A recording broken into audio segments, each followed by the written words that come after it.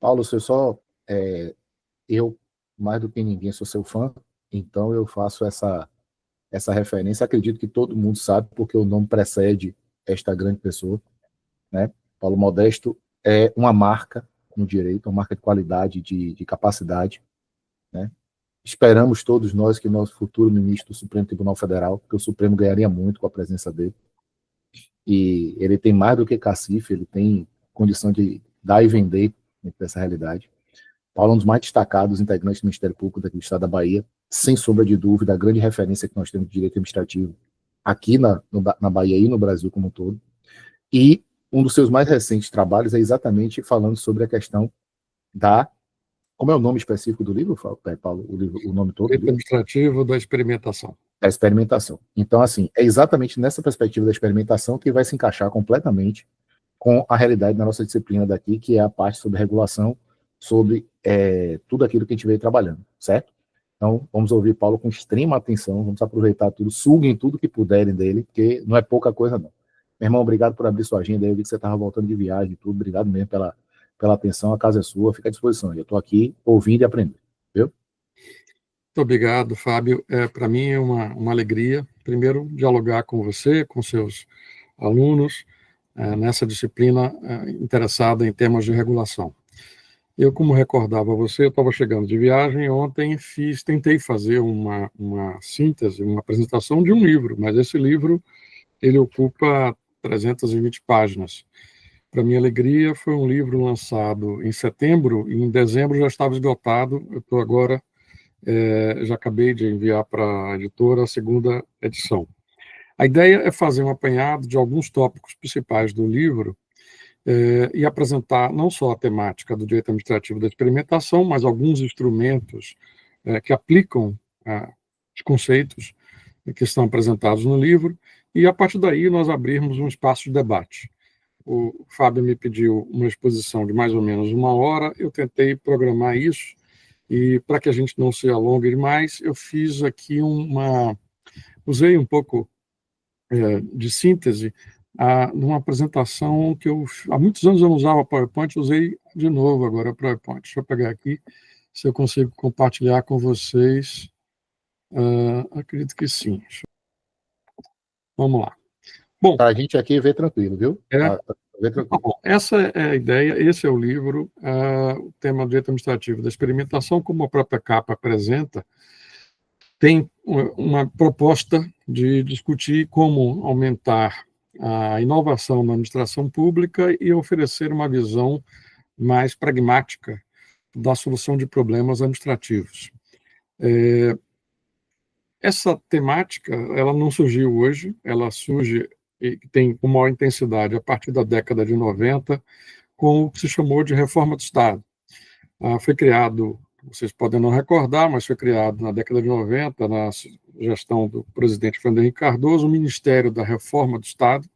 Eu participei, fui consultor jurídico do Ministério, depois assessor especial para a reforma constitucional, e nesse período nós tínhamos uma preocupação grande em discutir como melhorar a atividade, o desempenho, a produtividade do Estado. Essa discussão já daquela época revelou que nós não podíamos adotar um figurino único para o funcionamento da administração pública, que a administração carecia de fazer parcerias com atores privados, atores da área econômica, mas também com atores sociais. Aí surgiram temáticas novas que não existiam antes, como organizações sociais, como discussão das agências reguladoras, como contratos de desempenho, indicadores de desempenho, contratos de gestão. Toda essa temática surgiu na década de 90 e depois foi sendo amadurecida ao ponto que nós já temos hoje várias leis importantes nessa matéria.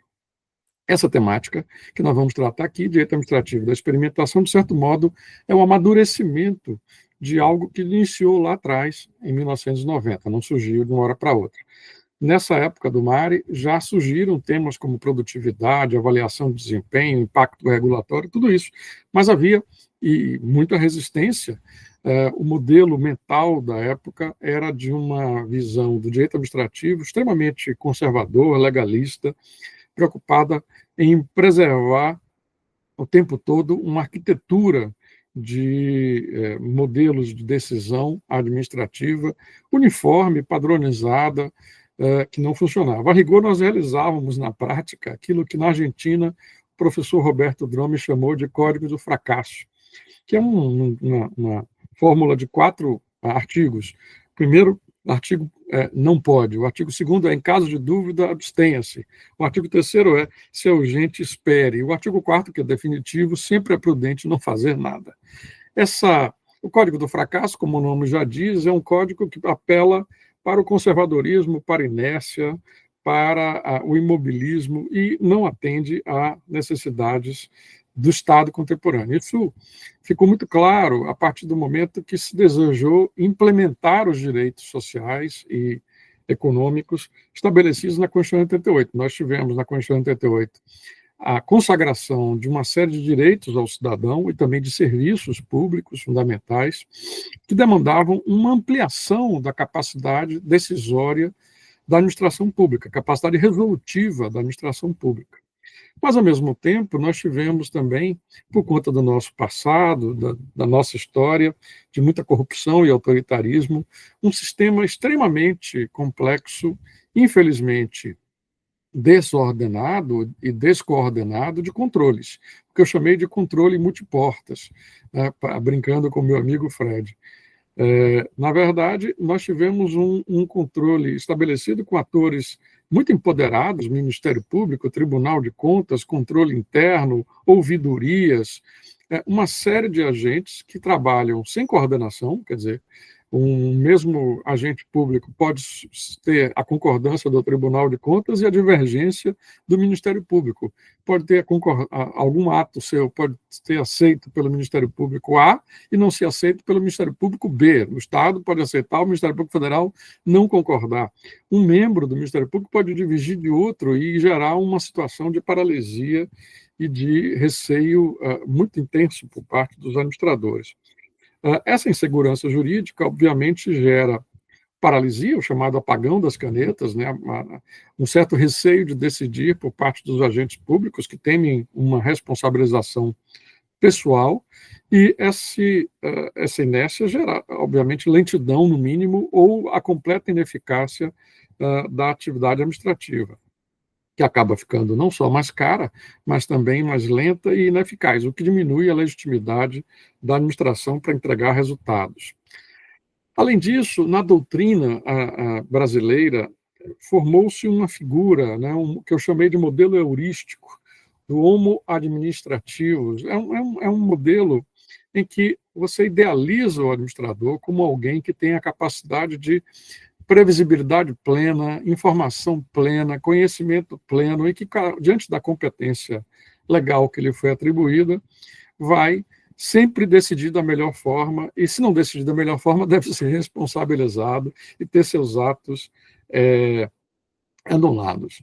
Essa idealização, ou seja, essa maximização das competências, da habilidade, da capacidade cognitiva, da capacidade decisória do gestor, é uma idealização que gera problemas gravíssimos, potencializa o apagão das canetas e gera um direito administrativo frequentemente irrealista, né? Irrealista, não pragmático, como nós vamos analisar. O direito administrativo da experimentação, como eu tento explicar, algo completamente oposto de tudo isso. A ideia é que a gente tenha uma análise de instrumentos materiais e processuais que incentivam a inovação, que quebram a padronização, que admitem o erro administrativo como algo normal e que faz parte, inclusive, da aprendizagem institucional do Estado. A ideia é criar uma arquitetura de incentivos para o gestor que permita que ele faça inovações sem medo. E, para isso, ele tem um instrumental muito interessante, porque que permite ou amplia a possibilidade de ousadia e criatividade dentro do Estado, da mesma forma que se amplia a criatividade na iniciativa privada. Ele permite pensar as mudanças de modo incremental. Ou seja, é preciso sair daquelas dicotomias típicas da década de 90, né? Ou é estatal, ou é privado, ou é legalista ou não legalista, ou formal ou informal. Não é assim, na verdade. A experimentação permite que você faça alterações em espaços localizados para destinatários específicos, aprenda com ela e depois faça a generalização. O método próprio da experimentação é começar no micro, no temporário, no específico, para depois ampliar. Esta quebra, portanto, de uniformidade é que permite isso, que essa mudança seja incremental. É uma postura mais realista e resolutiva, que reconhece que o gestor, quando decide, frequentemente está em situação de racionalidade limitada. Ele não tem todas as informações, ele não tem como prever todas as consequências, ele tem escassez de tempo, de informações, de recursos, e, portanto, está obrigado, frequentemente, a tomar a decisão subótima. A pandemia foi um exemplo extraordinário para isso, né? Nós entramos numa pandemia sem saber os métodos de solução, sem saber o que fazer, sem saber as consequências e os impactos do dia seguinte. A própria ciência, em vários momentos, teve posições contraditórias e a administração, em situação quase que de pânico, precisou programar-se e reorganizar toda a sua atividade, seja a sua forma de prestação de serviço, seja a forma de atendimento do usuário, seja a sua própria organização interna, seus processos decisórios, as suas parcerias, tudo isso de imediato. Continuar imaginando que o gestor sempre é alguém capaz de prever tudo é uma ilusão absoluta do direito administrativo tradicional. E, de fato, o direito administrativo tradicional tenta fazer com que nós tenhamos a imagem de um direito uniforme, estável, com um regime jurídico todo organizadinho, específico, consolidado a partir de princípios que estão na Constituição e que são claros ou autossuficientes, o que é uma bobagem completa, é um retrato não idealista que a própria Covid mostrou bem. Eu escrevi um artigo sobre erro administrativo logo na época da Covid-19, onde eu chamei a atenção que lá nós vivíamos o chamado incerteza cliniana, ou seja, era uma incerteza em que as próprias variáveis da decisão são desconhecidas, portanto, eu não tenho como nem fazer estudo probabilístico sobre o que é melhor fazer, né? Eu tenho que tatear a realidade diante do que se apresentava, e também da reação sequencial das partes envolvidas. A aversão ao risco, que já é natural no comportamento humano, é reforçada nos gestores públicos, como eu falei, a partir de um ambiente de controle multifatorial e multissetorial, disperso, caótico, contraditório, sem coordenação alguma. O direito administrativo da experimentação, e eu estou apenas na parte introdutória ainda, e quase que conceitual, ele tem como princípios a quebra da uniformidade, ou seja, a possibilidade de criar micro-regimes jurídicos que são exclusivos para um serviço, para um território, para uma cidade, para uma categoria. Enquanto se testa aquilo, o regime geral é diverso. O reconhecimento da importância do ambiente regulatório, ou seja, a ideia da criação de arquitetura de incentivos, não é apenas o problema de criar obrigações comportamentais A, B ou C, mas também de criar uma arquitetura de incentivos que estimule as pessoas a cumprirem A ou B ou C, e em graus diferentes de posicionamento. O desenho de serviços novos que atendam a realidades que vão surgindo, e isso é essencial, né, permanentemente. Aí está a inovação. A inovação é a identificação de como fazer melhor, de como fazer diferente, de como fazer com melhor qualidade, com maior produtividade. E também a análise do impacto, né, que as novas decisões têm sobre aquele segmento que é avaliado, testado, ou aquela tecnologia, ou aquele instrumento, mas sempre num espaço de avaliação controlada, para produzir valor público. É preciso saber exatamente o que se quer, né? Se a gente não sabe para onde vai, não tem como navegar direito. É preciso saber quais são os valores que nós estamos perseguindo, qual o grau de produtividade, quais são os parâmetros comparativos, como é feito no resto do mundo ou na iniciativa privada, e a administração precisa ter não só a identificação clara dos parâmetros de qualidade, mas também da sua própria avaliação, da identificação do que faz. A quebra da uniformidade como eu disse, uma quebra também de paradigma do direito administrativo tradicional. O direito administrativo tradicional tenta sempre dar a ideia de que o princípio da igualdade é tratar sempre todos do mesmo modo, sem que eu possa isolar uma hipótese, testar aquela hipótese, aplicar um regime diverso para um grupo e depois generalizar.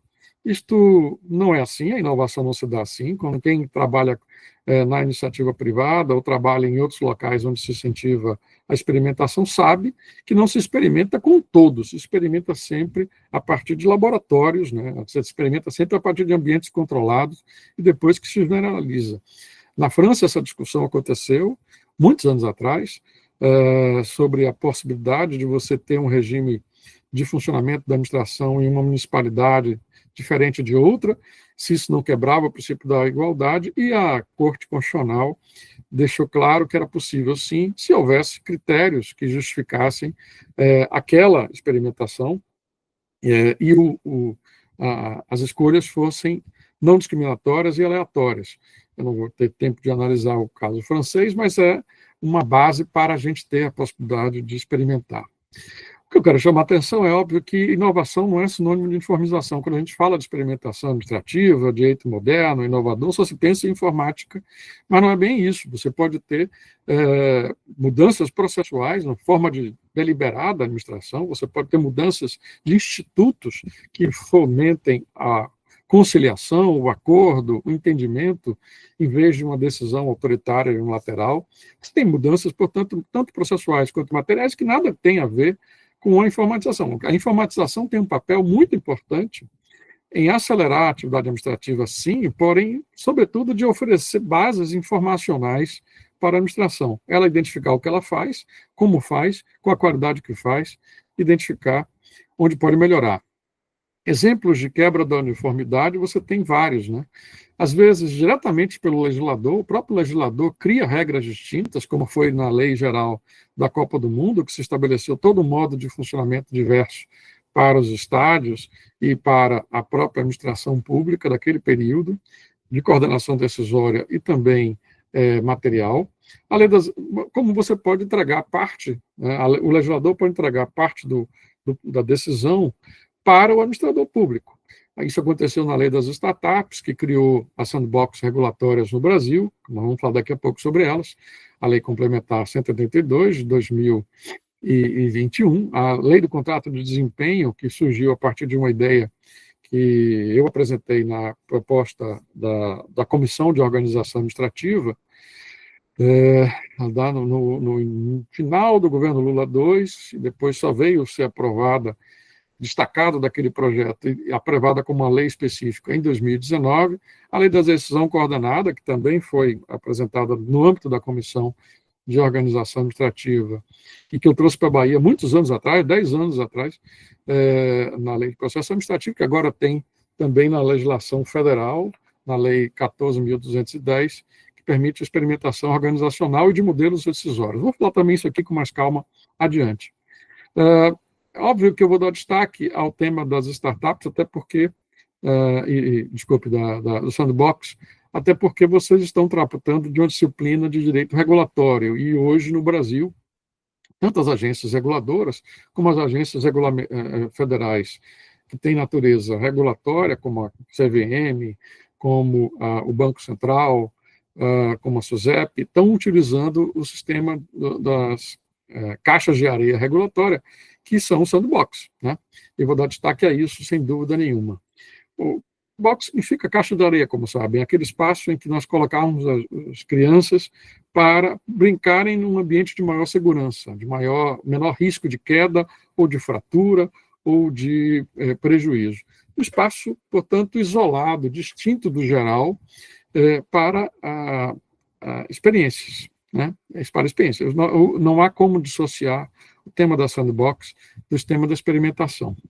E lá se oferece aos empreendedores privados um regime regulatório mais flexível. São feitas descontos regulatórios, dispensas regulatórias, dispensas de algumas exigências burocráticas ou regulamentares, para verificar qual o impacto dessa dispensa na inovação e no oferecimento de novos serviços. Os programas de sandbox sempre têm prazo determinado, são oferecidos para empresas em estágio inicial, e quando se identifica claramente um obstáculo regulatório que impede o oferecimento de algum bem, algum serviço. A CVM, a SUSEP, o Banco Central têm os primeiros projetos sobre isso, mas hoje a Anatel e várias outras agências reguladoras também estão tratando dessa matéria. Além disso, a legislação passou a contemplar uma espécie de sandbox regulatório de natureza interna da própria administração, não oferecida por particulares, para empresas, startups, mas sim para órgãos e entidades da própria administração pública. Em Portugal, eles chamaram isso de direito ao desafio, nós aqui chamamos de contrato de desempenho. São fórmulas de acordo em que você oferece uma ampliação da autonomia gerencial, orçamentária e financeira, nos termos da Constituição, no artigo 37, parágrafo 8º, para a mudança do modo de funcionamento das entidades. Daqui a pouco também eu falo sobre isso, só para mostrar a vocês que o espaço é grande. Um pouquinho sobre o sandbox aqui. Como eu falei, o sandbox é um espaço de inovação para o teste de novas ideias e tecnologias, com o objetivo de melhorar a regulamentação. Portanto, há um objetivo, claro, de aprendizado, né? No artigo que escrevi sobre isso, eu chamo a atenção da diferença que foi a implantação das patinetes elétricas no Brasil e no Japão. No Brasil, elas foram simplesmente jogadas na rua, e de uma hora para outra subiu o número de acidentes em 12%. No ano seguinte, a prefeitura simplesmente quase proibiu, estabeleceu várias exigências para as empresas, que tornou tão custoso que elas desapareceram depois da cidade. Já em Fukuoka, né, no Japão, ao contrário, ninguém colocou nada na rua.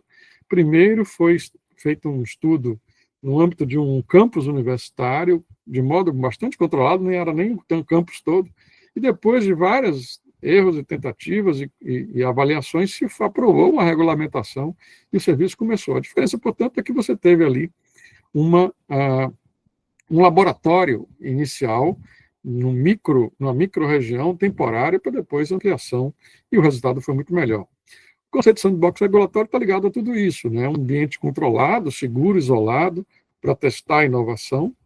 Depois, uma desoneração de condicionantes, de regras restritivas são afastadas naquele período, naquele ambiente, para aqueles agentes. É feita uma seleção de quem pode receber ou quem pode estar no ambiente regulatório, porque na prática não é possível analisar todo mundo. Então, todas essas entidades fazem uma seleção prévia, geralmente selecionam 5 a 10 empresas que apresentam um bom projeto, especificam claramente quais são os obstáculos regulatórios, oferecem algo de utilidade pública ao mesmo tempo, e você vai ter nesse ambiente regulatório não só o afastamento dos obstáculos apontados, mas também um grupo de acompanhamento importante do setor público, que vai ficar lá analisando. E, obviamente, você não pode ter uma equipe muito grande envolvida nisso. Então, você tem que ter um estudo fino, permanente, de acompanhamento, de aprendizagem regulatória, né,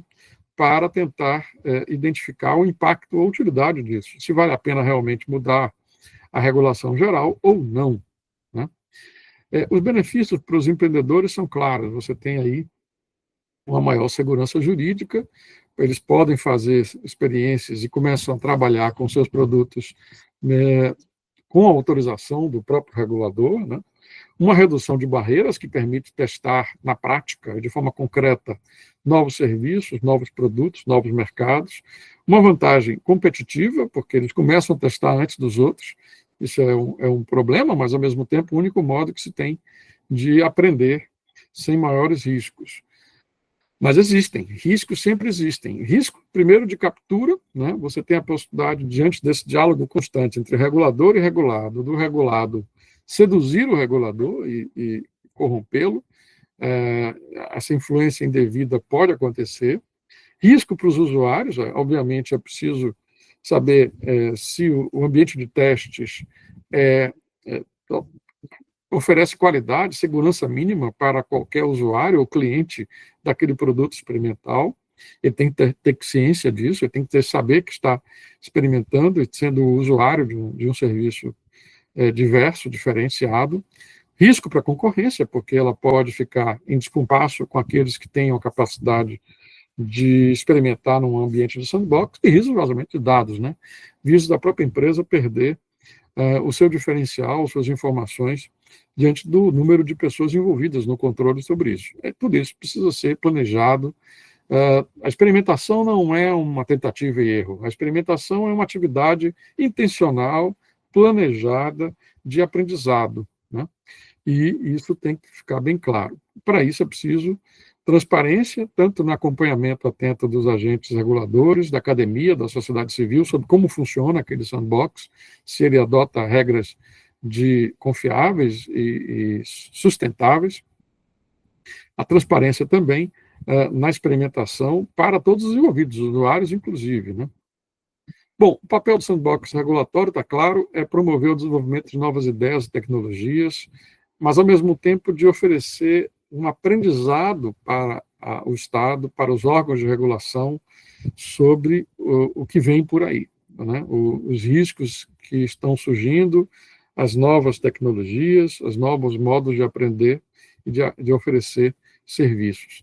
A sociedade tem um benefício, uma maior produtividade, a capacidade de gerar riqueza, conhecimento e qualidade de vida de forma mais adequada. O sandbox tem sido adotado no mundo todo. A partir de 2015, ele se generalizou, quer dizer, foi sendo adotado inicialmente na área de informática, na área financeira, e hoje tem sido utilizado em inúmeros setores, como eu já abordo no livro e chamo atenção nas minhas análises sobre isso.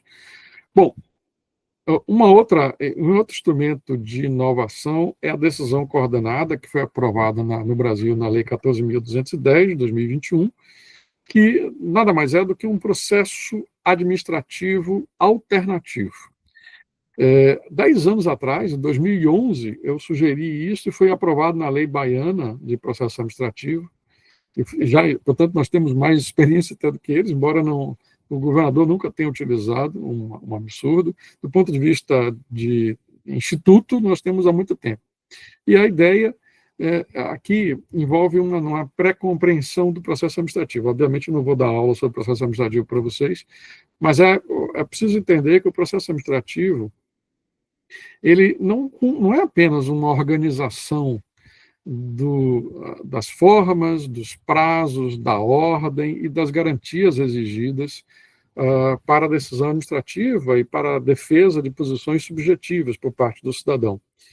Essa é uma função primária, óbvio, né? O processo, sem dúvida nenhuma, é uma relação jurídica e é, ao mesmo tempo, um sequenciamento de medidas decisórias e de garantia do cidadão. Não há dúvida sobre isso, mas ele também tem um papel secundário de organizar a decisão, de definir se a decisão vai ser por um colegiado ou vai ser feita por um órgão singular, se ela vai ser acelerada ou se ela vai ser compassada com medidas e pronunciamentos de órgãos distintos, sucessivos, se ela vai exigir análises empíricas ou não, se ela vai ser usada em sistemas em que a lei já predefine tudo, competências vinculadas ou espaços discricionários. Ou seja, o processo administrativo, ele, de certa forma, antecipa a organização administrativa, ele antecipa a velocidade da decisão e ele define quem são os intervenientes nesse processo, né?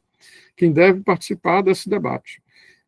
E tudo isso é reconhecido no tema da decisão coordenada. O tema da decisão coordenada envolve a possibilidade de você alterar um processo que ordinariamente é sequencial, sucessivo, de manifestação de vários órgãos, um tema de natureza complexa, uma questão multissetorial e que envolva múltiplos órgãos, para um modelo de decisão sincrônica e concentrada. O que é que significa isso? Significa como acontece muito em Veneza. Esse modelo da decisão coordenada, ele tem inspiração num procedimento que é previsto na Lei de Processo Administrativo da Itália, sei lá, há mais de 30 anos, e que quando eu comecei a estudar a reforma do Estado, lá na década mesmo de de 90, eu já identificava. Era muito comum em Veneza. Veneza tem, como todo mundo sabe, fica perto de dentro da água, e com frequência é preciso desalojar um número enorme de pessoas. E quando havia elevação muito grande do nível da água, você tinha um problema grave, mas que envolvia o Departamento do Patrimônio Histórico, o Departamento de Assistência Social, o Departamento do Meio Ambiente, o Departamento, vários setores da administração pública, para resolver um problema complexo, que envolve desalojar 10 mil pessoas, 5 mil pessoas de uma hora para outra. E, para resolver isso de forma acelerada, foi criado um programa em que, em vez de um trabalho sequencial, de primeiro o órgão X falar e depois o órgão Y se pronunciar, todo mundo, numa sessão única, delibera, se manifesta, se pronuncia e a decisão sai. Rápido, com a urgência que é necessário em situações como essa. Esse é o tema da decisão coordenada, que na Itália se chama Conferência de Serviços. Na Bahia também se chama Conferência de Serviços, porque nós apresentamos isso antes da lei federal, né? E depois eu apresentei no projeto da Comissão de Organização Administrativa. Muito bem. Mas agora já temos a lei, embora a lei seja cheia de problemas, cheia de deficiências, como no meu texto eu chamo atenção, algumas contradições, inclusive. O que caracteriza a decisão coordenada é a sincronicidade e a concentração, ou seja, todos os órgãos são reunidos e quem não comparece, quem não se pronuncia, perde a competência decisória. Bom, já falei sobre a origem remota, a inspiração remota disso, a Conferência de Serviços da Itália. A inspiração imediata ocorreu no anteprojeto das normas de organização administrativa, que foi apresentado, que eu participei da comissão e foi apresentado em 2008, no final do governo Lula II, início do governo Dilma. Me reuni com Dilma, que tinha que apresentar aquilo em 15 dias, e não apresentou nada. Implementar, porque o TCU pressionou contra, achando que tinha perdido competências. Mas essas são fofocas que, no laudo dos debates, a gente pode fazer. Implementação no Brasil, decisão coordenada 10 anos depois foi separada e destacada pelo senador Anastasia, que aprovou um projeto mudando a Lei de Processo Administrativo da União. Entretanto, muita diferença. A lei da Bahia, que você veja, de 2011, lei 12.209, fala da conferência de serviços como uma modalidade facultativa para situações de urgência em que apenas o chefe do Poder Executivo pode fazer isso, né? Na decisão coordenada federal não está muito claro quem é que dirige, fala-se de forma, usa-se alguns conceitos indeterminados, não há necessidade de que seja realmente decisória, pode ser meramente instrutória. Há uma série de questões. Há um livro, inclusive, muito bom, sobre decisão coordenada. Eu participei com um trabalho e também coloquei esse trabalho no livro de Direito Administrativo da Experimentação. E há um debate que está na meia página lá do YouTube sobre o tema de decisão coordenada, que envolveu 10 professores de diferentes faculdades, cada um tentando analisar os impactos da lei de decisão coordenada, que é muito interessante. É um debate que está lá, para quem, em forma aberta, para quem quiser ver, é minha única e última, e primeira e última palestra na cama que eu fiz quando quebrei a perna há algum tempo atrás. Limitações e desafios da decisão coordenada. A lei 14 estabelece uma série de procedimentos para que ela possa ser invocada, mas adota conceitos vagos e cria impedimentos de utilização disso em casos que hoje já estão sendo utilizados, o que é uma loucura que o legislador fez, mas isso a gente vai melhorando com o tempo. A decisão coordenada, ela não impede que você tenha acordos, convenções e acordos endoprocedimentais dentro do processo administrativo, que é outro tema e que eu vou aprofundar mais adiante, vou passar um pouco mais acelerado para dar tempo de nós debatermos. É um procedimento promissor, se for aperfeiçoado, porém é facultativo, nada impede que você utilize outros mecanismos para aceleração do processo administrativo, como a própria celebração de acordos endoprocedimentais, mas, enfim, é um tema importante que vale a pena estudar. Outra técnica surpreendente do direito administrativo da experimentação é o silêncio administrativo, que é curioso, porque o silêncio administrativo é um tema clássico do direito administrativo, né? Como vocês sabem, silêncio nada mais é do que uma técnica de presumir uma decisão quando a administração não decide. A competência é estabelecida com um prazo decisório, e se a administração não decide, a lei prevê uma alternativa, né, que é a substituição da decisão expressa do administrador por uma decisão positiva ou negativa, presumida. Alguns autores chamam isso de ato tácito, que é uma bobagem, porque não é ato coisa nenhuma, é uma mera presunção legal, e é um tema clássico do direito administrativo. O que aconteceu é que, com o tempo, o legislador começou a utilizar isto para fazer experimentação mesmo, experimentação organizatória e experimentação processual. O silêncio, como eu disse, exige inovação, uma inatividade formal, ou seja, um não decidir, um descumprimento do dever de decisão expressa por parte da administração pública, mas também exige que a lei preveja expressamente alguma solução substitutiva a essa decisão expressa. A tradição é de que a decisão substitutiva é um silêncio positivo, ou seja, uma ficção concessória, que a lei estabelece que se a administração não decide, está deferido o pedido do particular, é isso que é o silêncio positivo, ou a lei prevê que a decisão para a matéria administrativa é um indeferimento que abre a via recursal para o particular. Né? O que eu fiz foi, em 2016, num artigo que eu considero, na época eu considerei bastante perigoso, hoje em dia é tranquilo, curioso como o tempo passa, eu sugeri que existia um terceiro tipo de silêncio, um silêncio que não era material, um silêncio que tinha um efeito processual e que já teria sido previsto na legislação brasileira, mas ninguém tinha identificado. Especialmente na área ambiental, quando você tem competências concorrentes, a lei prevê que quando o órgão municipal não atua, a competência para decidir passa do órgão estadual e até do federal, se for o caso. Isto que é uma sucessão, não com presunção, até porque o artigo 225 da Constituição não permite que você tenha empreendimentos de impacto que envolvam impacto ambiental sem análise de impacto ambiental, mas você tem aqui um fenômeno processual de perda da competência do órgão de origem para um outro órgão, né? Ou seja, você tem uma translação da competência, uma transferência da competência, e esse fenômeno, que não tinha nome, né? Eu dei nome de silêncio translativo. Alguém me disse que existe também na Itália como silêncio devolutivo, mas, enfim, eu não sabia. Eu chamei, além da legislação brasileira, de silêncio translativo. E chamei a atenção de que seria uma forma muito interessante de silêncio para ser manejada pelo legislador em matérias sensíveis em que não coubesse nem o silêncio positivo nem negativo. Nem o silêncio positivo, porque criaria o bypass do estudo de impacto ambiental, nem o silêncio negativo, que recusaria iniciativas de investimento para matérias de grande importância social e econômica.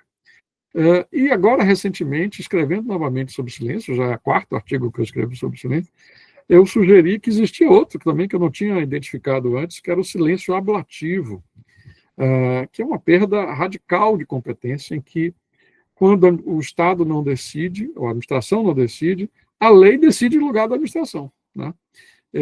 A menção que eu fiz no meu artigo era uma hipótese que está prevista na Lei Nacional do Ministério Público, que quando o governador recebe a lista tríplice para a escolha do Procurador-Geral de Justiça e não decide por 15 dias, a lei prevê que o mais votado automaticamente passa a ser o Procurador-Geral de Justiça.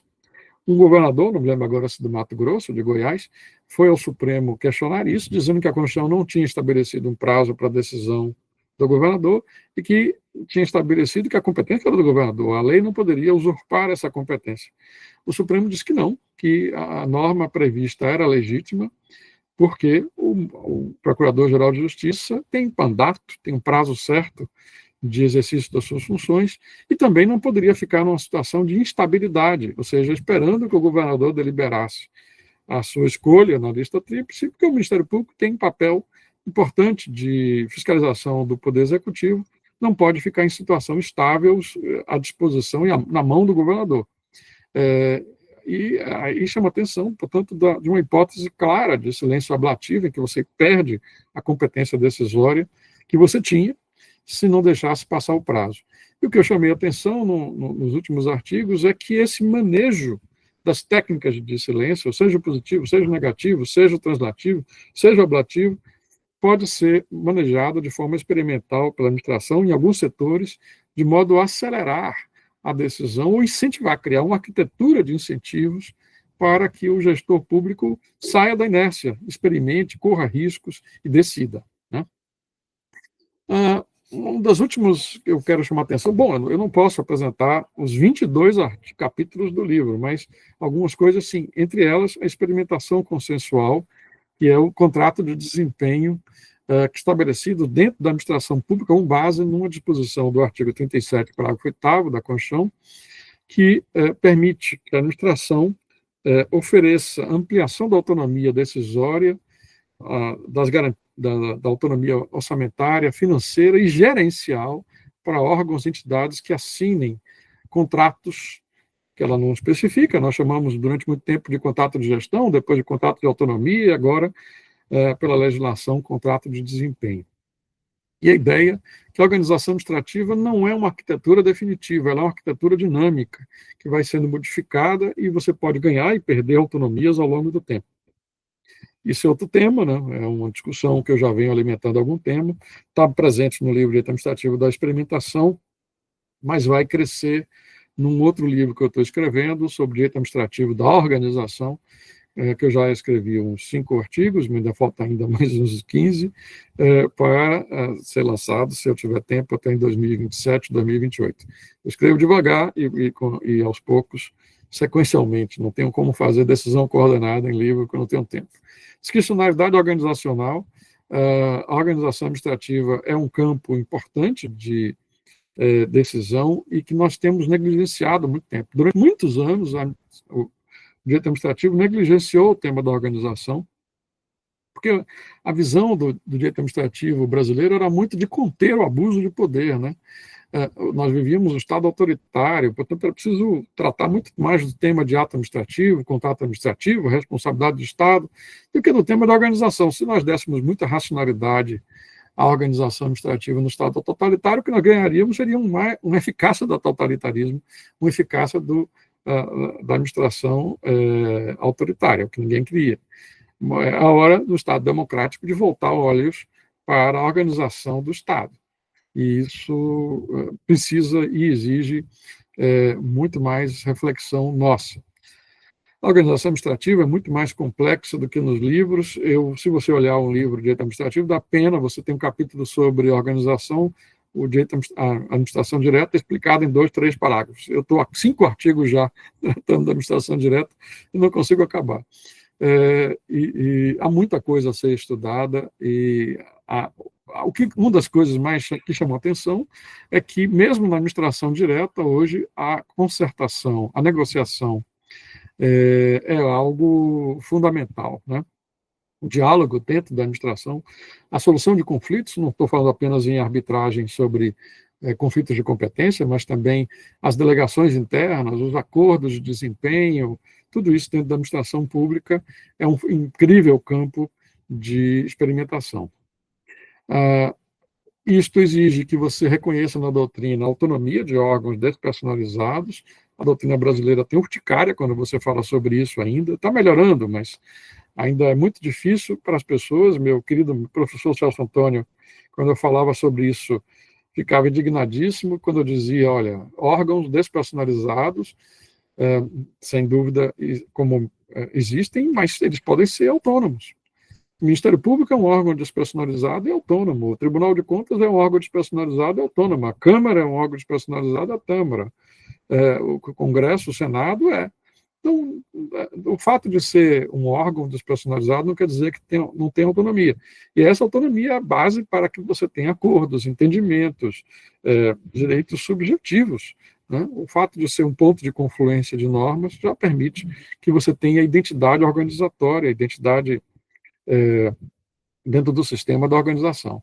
Isso já foi reconhecido há muitos anos atrás como personalidade judiciária, mas isso não basta. Não existe só personalidade judiciária. Existe também personalidade orgânica, né? Mas isso é uma conversa bem mais complicada. Capacidade, sempre aí um tema de capacidade jurídica parcial. O órgão não tem capacidade jurídica plena, isso é óbvio, só as pessoas têm, mas tem capacidade jurídica parcial. Discricionariedade organizatória é um domínio importante, né? Como organizar a administração pública, e eu venho dizendo que o tema da organização é um tema que compartilha, a decisão é compartilhada entre o legislador e o gestor, né? O legislador hoje deve definir as competências, deve definir os recursos, etc., mas a arrumação da casa é da administração pública, né? Você pode comprar os móveis, mas o administrador tem que arrumar os móveis da casa. E isso está reconhecido desde a emenda constitucional 32, que previu claramente que o presidente poderia expedir decretos de organização, que não se confundem com os decretos de execução, porque não são de cumprimento imediato e simplório da lei. Simplesmente você tem um espaço de deliberação discricionária aí. Bom, há muitos temas que a gente pode tratar. Na lei 13.934, de 2019, de iniciativa novamente do senador Anastasia, a partir de um texto que eu apresentei sobre contrato de desempenho na Comissão de Organização Administrativa, ele destacou aquilo e apresentou como projeto. Mas como foi apresentado como projeto de um senador, não era possível acrescentar vários aspectos orçamentários que eram de iniciativa do presidente da República. Então, o projeto ficou também um pouco manco, e eu defendo nesse livro, Direito Administrativo da Experimentação, que seja ampliado, né, as competências do decreto 934. Na comissão que eu estou agora, do Governo Federal, de mudança da lei de processo, eu estou sugerindo isso também, espero que consiga sensibilizar meus colegas.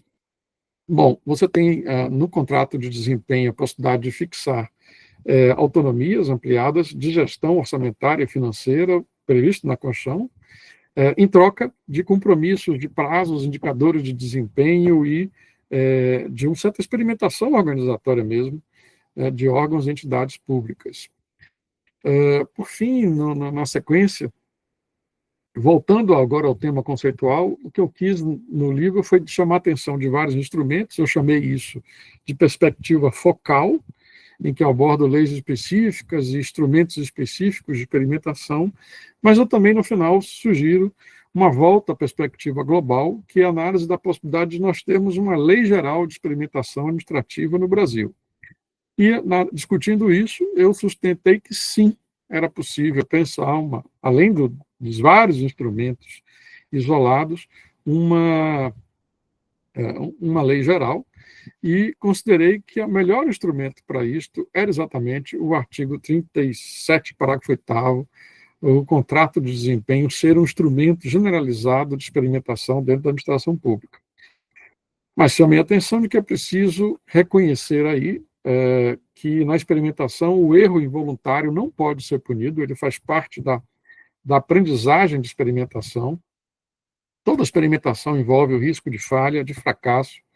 Isso é o preço inevitável da inovação e da singularização que se faz, mas também a necessidade de quebra, de ruptura, como nós já falamos aqui várias vezes.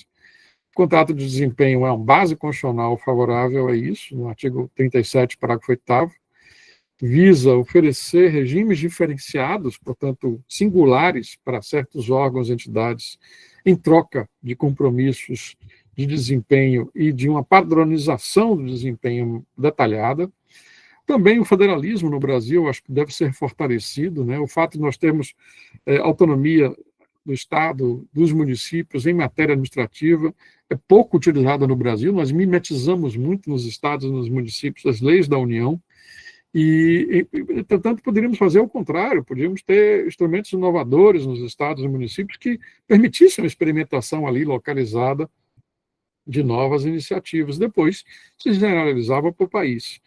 Eu tento chamar a atenção disso, que várias normas da Constituição não exigem lei complementar, não exigem lei nacional. A própria parte de processual eu tenho defendido e brigado muito para que se mantenha a competência dos estados nessa matéria. Há um grupo dentro da academia, com vários amigos queridos, que vem sustentando cada vez mais uma ampliação da Lei de Processo Administrativo da União para os estados e municípios, como se fosse uma lei nacional. Sou contra isso, estou brigando com isso, e já fiz várias palestras questionando a legitimidade desse tipo de entendimento.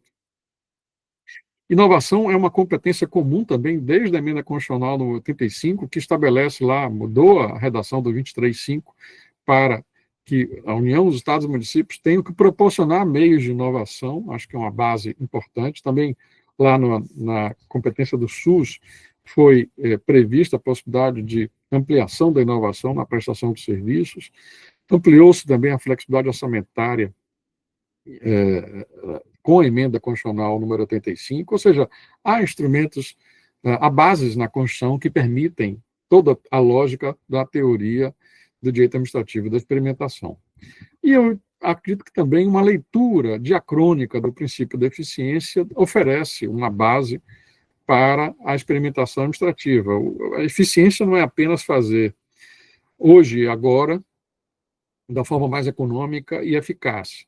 Portanto, não é apenas satisfatoriedade do resultado e economicidade do processo, como eu sustentava no passado. É também uma permanente adaptação, uma certa feedback induzido para a administração aprender com as mudanças do contexto, e isso exige experimentação e inovação, um aprendizado institucional constante por parte da administração pública, como eu menciono aqui.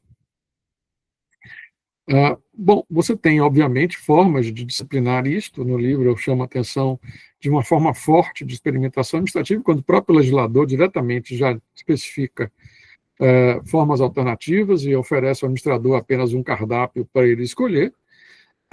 Há uma forma fraca, quando ele simplesmente, genericamente, define formas de experimentação, e o próprio legislador pode fazer experimentação ele mesmo, como foi feito na lei da Copa do Mundo, de forma direta, né? É preciso reforçar o contrato de desempenho, e eu defendo isso, ampliar a flexibilidade, já que a proposta foi apresentada pelo Congresso, ela não pôde incorporar muita coisa que já estava no desenho do projeto da comissão. Disseminar a lei para que estados e municípios adotem formas de contratos de desempenho e fazer micro-reformas administrativas em várias áreas do direito administrativo. O direito administrativo da experimentação, portanto, essa última transparência que eu apresento, é, ao mesmo tempo, um campo temático, ou seja, é um campo de análise, estudo analítico dos instrumentos materiais e dos instrumentos processuais que já existem no sistema e que podem oferecer melhores resultados e inovação na administração pública, mas ele também é um enfoque, né? É uma abordagem, é um ângulo de observação para a doutrina que seja aberto ao contexto, muito menos preocupado com a arquitetura conceitual e muito mais preocupado com a resolutividade dos problemas.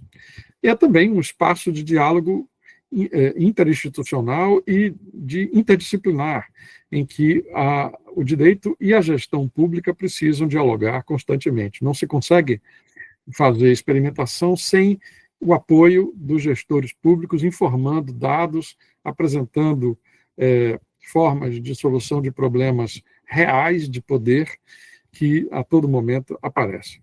Enfim, essa aqui é a capa da segunda edição, que está saindo agora em janeiro. Não vai ser mais uma capa preta, vai ser uma capa azul, e eu espero que eu tenha conseguido atrair o interesse de vocês. Não vai estar, não sei como é que eu saio aqui, deixa eu voltar. Já saiu. Então, pronto. E estou à disposição para dúvidas, angústias e perplexidades, que é como eu falo com os meus alunos até todo o tempo. Enfim, estou à disposição. Anne já pediu a palavra ali, já levantou a mão. Eu só tenho a agradecer, Paulo. Assim, é impressionante a capacidade de síntese e de verticalização que você consegue ter a respeito desses temas, não só porque você tem a capacidade técnica, mas em especial porque você tem também a vivência, né? Você trabalha com isso não só no plano estritamente jurídico, mas também no plano agora elaborativo, vamos chamar assim, né? Dentro da lógica executiva. Então é muito importante e muito interessante ver isso. Particularmente eu achei a capa preta mais bonita do que a azul, mas eu gostei muito da azul. Eu achei a azul uma escolha bem legal, né? Então, eu vou passar a palavra para a Anne por aqui, renovando o agradecimento por tudo e ficando embasbacado pela qualidade da aula. Anne, fica à vontade. Né? Obrigado. Obrigada, professor. Bom dia a todos. Professor Paulo, que interessante a explanação do senhor. Fiquei muito interessada em adquirir um livro. Vou esperar sair a segunda edição, porque, para mim, é um assunto novo, eu não conhecia, né, esse tema sobre a experimentação, e fiquei, durante a explanação da aula do senhor, querendo fazer correlação, por exemplo, como seria essa experimentação através da lei de licitações, tudo mais, e aí o senhor falou do contrato de desempenho. E aí meu questionamento, que na verdade o senhor conhece muito melhor do que eu e talvez do que muitos de nós aqui, pela vivência prática, é como fazer na prática ter eficiência ou eficácia essa experimentação diante de tantas burlas à lei. Por exemplo, nós temos uma lei de licitações que é muito boa, nós temos uma lei de improbidade administrativa que também é muito boa, e apesar disso, nós temos muitos gestores públicos que não cumprem a lei de licitações e aí, consequentemente, são responsabilizados ou também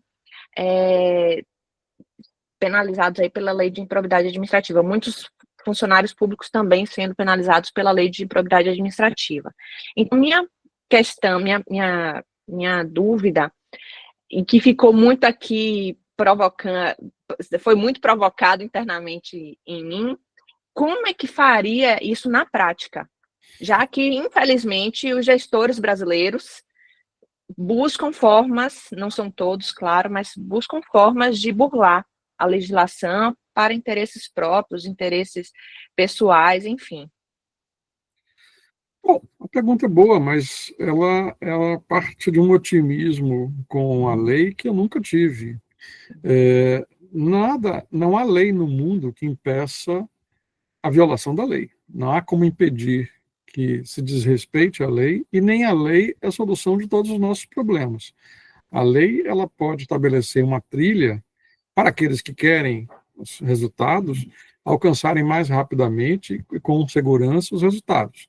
Mas ela não impede que haja furto, nem roubo, nem corrupção, nem nada. Você não tem como imaginar que qualquer lei vai impedir a corrupção. Qualquer lei vai impedir a improbidade. Qualquer lei vai impedir compras mal feitas. Qualquer lei vai impedir o mau planejamento. É uma visão distorcida dos juristas imaginar que a lei impede qualquer coisa. O que a lei faz é oferecer um parâmetro decisório para aqueles que querem punir aqueles que violam a lei, ou um padrão decisório para aqueles que querem cumprir a lei bem, né? O que você precisa entender, e eu também, e todos nós, é que a lei faz parte de uma arquitetura de incentivos. Há incentivos econômicos para que alguém se corrompa, há incentivos institucionais para que alguém não se corrompa. Se a lei for bem pensada, ela vai criar incentivos importantes para que a lei seja cumprida. Se ela ficar impedindo o legislador, o administrador de decidir, ele vai burlar de algum modo a lei de licitações, porque se ele é um político, precisa entregar resultados aos seus eleitores. Se ele encontrar um obstáculo muito intenso na lei de licitações que não torne viável a resposta da prefeitura, ele vai violar a lei de licitações e vai fazer de forma rápida que ele considere razoável. Ou seja, o que a lei pode fazer é ser um mau obstáculo. A lei ela precisa ser bem planejada para criar uma arquitetura de incentivos que diga, olha, você consegue alcançar o que você precisa seguindo essa lei. Você consegue bons resultados seguindo esta lei. Ela tem que ser realista e pragmática. A visão da lei como uma barreira definitiva à má consciência é uma visão completamente sem sentido. Eu escrevi esse livro, eu nem comentei isso, ele é dividido em 3 partes. A primeira parte é a dos instrumentos, do conceito de experimentação e dos instrumentos de experimentação, em que eu analiso em 16 capítulos sobre isso. Depois tem uma parte sobre as resistências à experimentação, os bloqueios à experimentação e o problema do erro administrativo, o problema da improbidade. E há um artigo muito interessante, muito ligado ao que você está falando, que é o fetiche da culpa, né? O título do capítulo é um artigo antigo meu, que eu incorporei aqui, que é o controle público e o fetiche da culpa, onde nós imaginamos que qualquer coisa errada tem alguém que é culpado e existe como imputar a responsabilidade a alguém, e às vezes não é possível. Às vezes a situação decorre de fatores completamente estranhos ao gestor, depende de decisões sequenciais de outros agentes, pode decorrer da própria fragilidade da estrutura administrativa, e, enfim, há todo um debate sobre erro que a administração precisa fazer e reconhecer. Ela mesma, às vezes, provoca seus próprios erros. A própria forma de planejar as coisas pode induzir ao erro. E, por fim, há uma terceira parte de estudos acadêmicos mais complexos sobre organização administrativa, sobre contrato de desempenho que você se interessou. Há um longo estudo sobre contrato de desempenho, que na época era contrato de autonomia, em que eu abordo não só as fundamentações, mas as potencialidades desse instituto. Tá? É o mais resumido que eu consigo responder a sua pergunta. Luciano Souza levantou a mão. Professor, gostaria de agradecer a aula, pela conteúdo enriquecedor que o senhor passou para a gente aqui. E eu queria voltar à questão do silêncio administrativo. Pois não. Na Lei da Liberdade Econômica tem uma previsão legal que, se dentro de um prazo do pedido da liberação da atividade econômica não for apreciado pelo gestor público, o silêncio, né, a lei até colocou isso aqui, importa em aprovação tácita do pedido. Só que essa questão ela foi judicializada e parou no STF, e ela tem uma previsão no que for não previsto em lei. E aí tem a questão do impacto ambiental, o STF entendeu realmente em liminar que deveria ser constitucional, porque já tem essa previsão legal, né, do impacto ambiental, mas não há previsão legal em relação aos direitos indígenas, quilombolas e tradicionais. Nesse caso... dessa decisão, Luciano, só para eu ter registrado aqui, porque eu faço referência à lei de inovação e à previsão do silêncio positivo nela, mas eu não me recordo dessa decisão. Você tem o número? Deixa eu ver aqui, se eu tenho aqui fácil. Para a gente, eu também aprender um pouco. O Supremo sempre surpreende, a gente tem que estar sempre... eliminar essa decisão, né? Ah, tá. Eu acho que é a DI 6528. 6528. Tá, eu trabalhei durante muito tempo na área de controle de constitucionalidade. Isso. Tentava permanentemente acompanhar. Aí, a minha dúvida é a seguinte, se essa previsão legal, ela se enquadra nessa técnica administrativa de silêncio administrativo, ou essa técnica de administração da experiência como silêncio administrativo, e se essa questão dos direitos do quilombolas tradicionais poderia ser uma hipótese desse silêncio ablativo que o senhor falou? No meu entender, não. Ablativo de jeito nenhum. O que pode acontecer, para minha alegria, é engraçado. As coisas que demoram para ser aceitas. Para minha alegria, foi criada uma comissão, acho que em 2019, no Senado, eu não participo dessa, para alteração da lei de processo administrativo. Foi aprovado no Senado já, o projeto da comissão, e está agora em debate na Câmara, com uma série de alterações da lei de processo administrativo 9784. Eu fui um dos autores da 9784, sou velho o suficiente para participar da comissão Caetastro, lá de 1996, 97, a lei de 98, ou 99, janeiro de 99. E agora é proposta uma alteração da lei 9784, de 99. E na proposta da nova comissão, eles adotam a ideia do silêncio translativo. Mencionam, inclusive, na exposição de motivos, o meu artigo de 2016, e chamam a atenção que eles querem generalizar o silêncio translativo. Ou seja, você teria, na lei de processo administrativo, a hipótese do silêncio translativo como hipótese geral comum para todos. E somente em casos específicos, de leis específicas, de hipóteses específicas, você teria silêncio positivo ou negativo. E ablativo também, obviamente. A regra geral seria o silêncio translativo. E, de fato, o silêncio translativo é melhor para todas essas situações que você aponta. Para direitos que são muito sensíveis, envolvendo quilombolas, indígenas, meio ambiente. Por quê? Porque você cria uma arquitetura de incentivos extraordinária para que a gente decida. Qual é a arquitetura de incentivos do silêncio translativo? É simples. O agente que não decide no prazo, a lei prevê um outro agente que passa a ter competência decisória, mas também prevê o sancionamento, ou seja, a abertura de um processo disciplinar contra o agente que não decidiu. Né?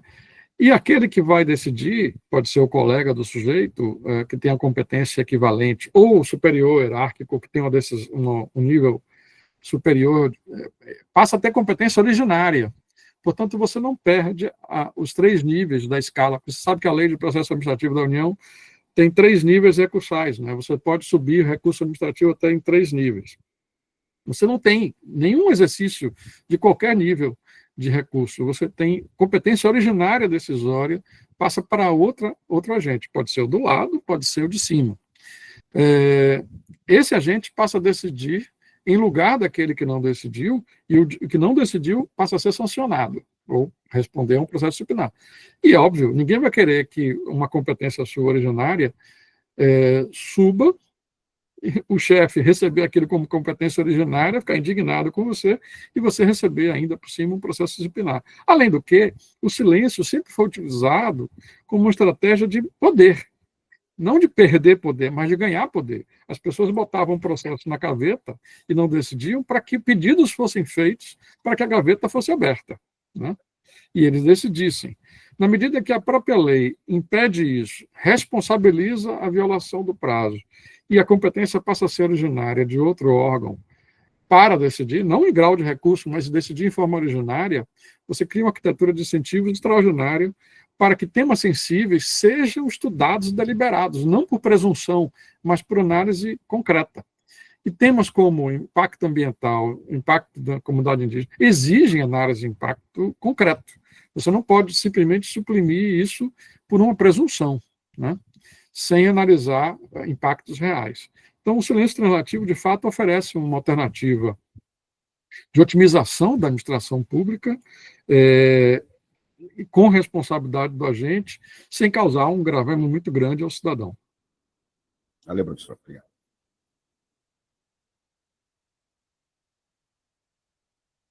Pois bem. Suzana, Pedro, tem alguma dúvida, algum pedido de esclarecimento, alguma questão a levantar? Desculpa, foi a porta que bateu. Não, eu gostaria apenas de a apresentação do professor, ele que trouxe muitas informações que, igual a Anne, eu não conhecia, e fiquei também fazendo comparações com o ambiente aqui de trabalho, né? Que eu sou servidora pública, então, quando vem essa temática, eu fico tentando encaixar. E na prática, às vezes é difícil a gente tentar enxergar um direito administrativo. Um momento, gente, que quando eu vou falar, às vezes eu tenho um problema de ansiedade, aí eu fico, dá um branco e eu peço realmente perdão. Mas não se preocupe, Suzana, porque, na verdade, essa temática ela é nova para todo mundo. Embora eu tenha falado que isso começou lá na década de 90, o tema do direito administrativo da experimentação é completamente novo no Brasil. Esse é o primeiro livro sobre direito administrativo da experimentação. Os professores estão estudando isso, na verdade. Ele está entrando agora nos programas de pós-graduação, e já vários programas incorporaram o livro, e por isso também é que esse livro esgotou rápido. E é novidade para todo mundo, né? E a própria forma de abordagem que a gente está dando é bem diferente, assim, não, enfim, é óbvio que isso vai levar um tempo para ser absorvido pelos órgãos administrativos. alguns níveis, em alguns níveis superiores da Advocacia Geral da União, da Procuradoria dos Estados, dos municípios, em algumas agências reguladoras, isso já está sendo incorporado.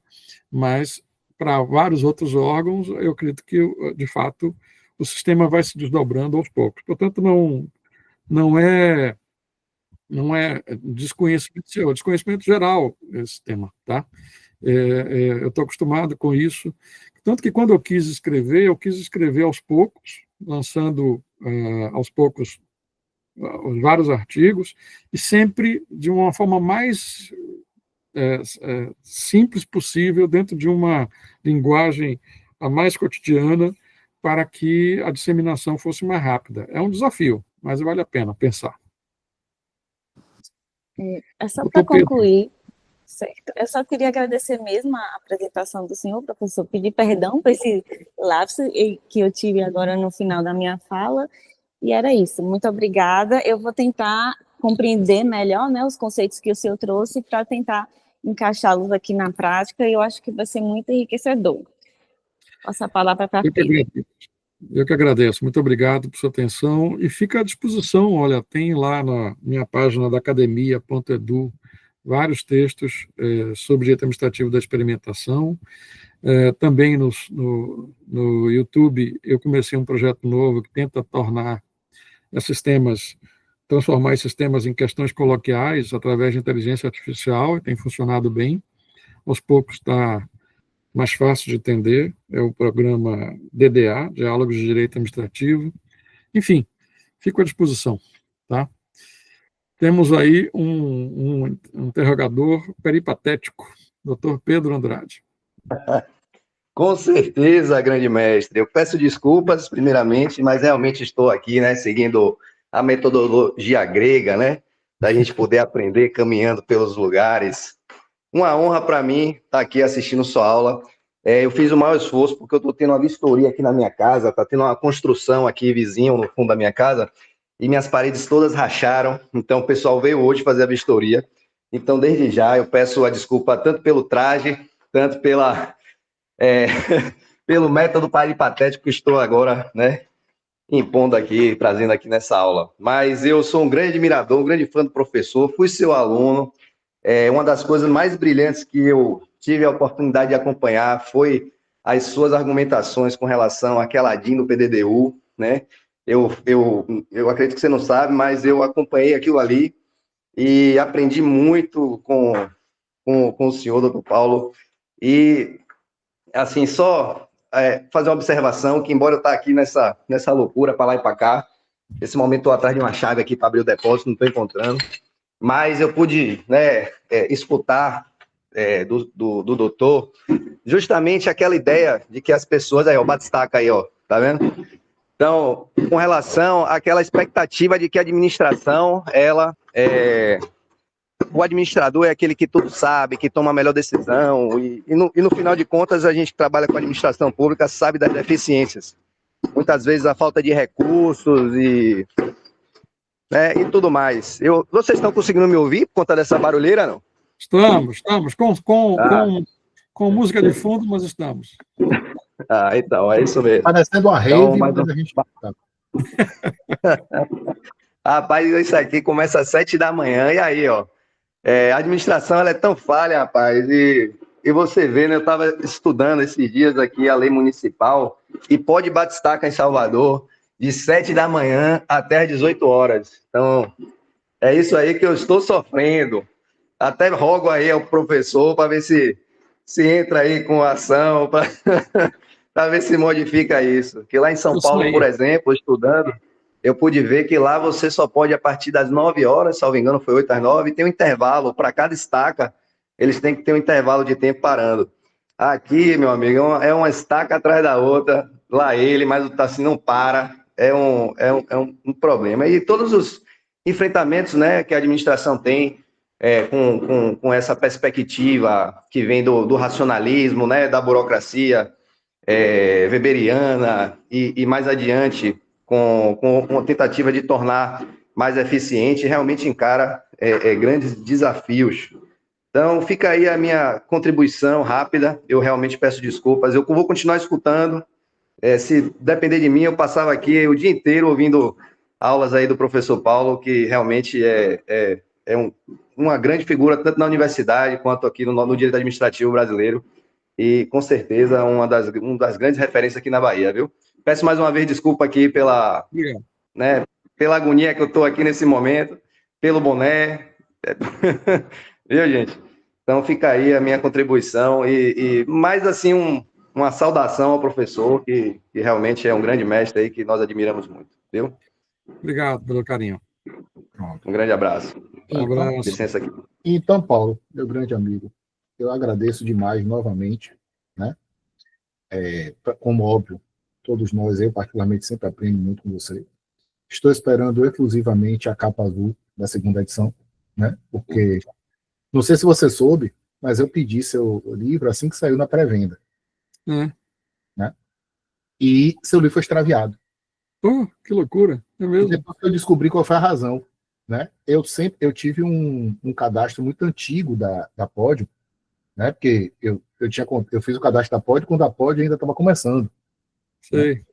Então, seu livro foi parar no meu antigo endereço de residência. E alguém, obviamente de muito bom senso, de muito bom gosto, né? E nenhum bom senso, deve ter recebido por lá e disse, pô, que maravilha, um livro desse, não sei o quê, e incorporou a biblioteca dele. Quando eu fui olhar, eu disse, vem cá, vocês mandaram para nós, mandamos para o endereço, está cadastrado aqui. E aí, quando eu fui lá, passei na portaria de lá, o pessoal disse, Fábio, a gente entregou aqui lá na casa, mas vamos tentar falar com a pessoa, ela não deu retorno, não. Então, eu perdi seu livro, né? Por conta disso, terei de comprar agora na segunda edição. Estou esperando, inclusive, que eu compre logo no físico, porque eu não acredito mais, não confio mais nas instituições virtuais, entendeu? É engraçado, porque assim que eu queria fazer... ele em mãos. Eu queria, Fábio, fazer uma segunda tiragem só, não queria fazer a segunda edição, né? Porque eu achei que era muito em cima. Nós tínhamos lançado... Eu lancei aqui na Bahia em outubro. Em dezembro já não tinha mais o livro. Na verdade, eu lancei no Congresso Brasileiro de Direito Administrativo em setembro e depois aqui na Bahia em outubro. Em dezembro já não tinha mais. E aí eu disse, olha, fica muito desagradável para os que compraram a primeira edição, logo depois ter uma segunda edição assim.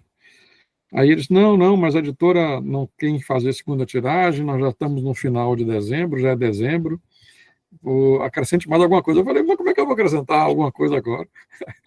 E no final eu descobri, eu tinha apresentado de fato, eu tinha feito um artigo para uma outra coletânea com minha filha, ampliando o capítulo 10, e também eu recebi da professora Juliana Palma um estudo crítico sobre o meu livro. Aí eu disse, sabe, eu vou fazer uma inovação aqui, eu vou ter o prefácio, eu vou ter a apresentação e vou ter um estudo crítico do próprio livro dentro do livro. E vou colocar este capítulo adicional que eu escrevi com a Camila Modesto, sobre audiências públicas e consultas públicas no livro também. Então, a segunda edição tem essas duas coisas novas, não há muito mais do que isso, porque não houve tempo para tantas inovações. Mas eu fico feliz que muita coisa tenha, de fato, esteja sendo incorporada. Eu vi você mencionar que está gravando, depois eu quero se vocês me autorizarem. Assim que sair o link por aqui, eu mando para o pessoal do grupo e já mando para você também. Né? Eu estou tentando, comecei agora a descobrir, tem uma pessoa, Suzana, que está invertida. A câmera de Suzana bota sempre ela de lado, assim. Ela tem uma vocação à lateralidade. A lateralidade. Mas porque no celular, o celular não vira, é verdade. Mas como é que eu estava falando? Sim, eu tenho começado a utilizar novamente o YouTube, eu não utilizava muito o YouTube para nada. Eu também parei. Agora que eu comecei a colocar coisas no YouTube, e especialmente essa experiência da criação dos diálogos por inteligência artificial, que tem sido uma experiência muito curiosa. E com isso, cresce esse meu diálogo com o instrumento do YouTube também. O diálogo de direito administrativo tem me dado a chance de ampliar o público no YouTube aos poucos, coisa que eu nunca tinha feito. Fred fazia há muito tempo, já botou 200 vídeos lá, eu tenho, sei lá, 20, Então, estou começando minha carreira no YouTube e vou, se vocês me permitirem, colocarei também essa aula lá. Pois não, viu? Só para lembrar que seu livro já é parte da bibliografia obrigatória dessa matéria já a partir do próximo semestre, né? Pode ficar despreocupado, porque se depender da gente aqui, você vai vender igual a água no deserto. Pode ficar tranquilo. Muito bem, agradeço, e especialmente agradeço o convite, a atenciosa audiência, a participação de todos. A coisa que eu mais gosto é debater. É engraçado, as pessoas dizem, você gosta de ser professor? Eu falei, não, eu gosto de ser aluno, em particular, e mais ainda em dialogar em ambientes como esse, em que a conversa é franca, em que os ânimos são desarmados e que se quer chegar a um entendimento. E é isso que é o prazer de dar aulas. O prazer de dar aulas é você estar o tempo todo repensando os próprios conhecimentos e revisando os seus conhecimentos com o conhecimento dos outros. Acabei de descobrir que existe uma decisão na ADIM 6528 que eu preciso estudar com urgência. E isso é muito bom. Anne pediu a palavra aqui de novo para a gente poder finalizar. Diga aí, Anne. Pronto, rapidinho, professor Modesto, se o senhor puder nos informar quando será feito esse lançamento, ou se tiver um pré-lançamento e tivermos como adquirir logo o livro, porque eu quero já me basear no livro do senhor para escrever meu artigo dessa matéria.